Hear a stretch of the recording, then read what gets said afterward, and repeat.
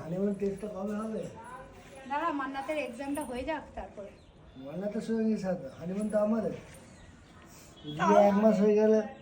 হ্যাঁ ঠিক বলেছিস, কি তারপরে ভাবনা চিন্তা করছি, দেখি কোথায় যাবি। মানালি। মানালি, ঠিক আছে পাঠিয়ে দেবো মন্দারমণি। মন্দারমণি তো আমার কেউ যায় নাকি?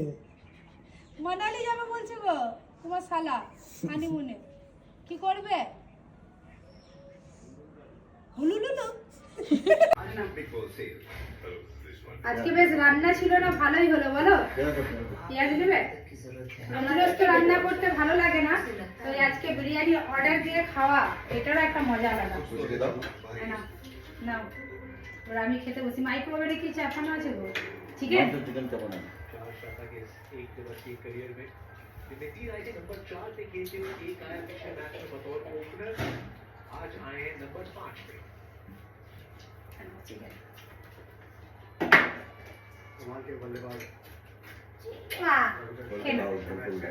ভাইয়ের জন্য রুটি হচ্ছে, তো ফটাফট বেলে নে, আমি সেকে নেবো। হ্যাঁ, আর এদিকে তরকারিটা দেখি কতটা কি হলো।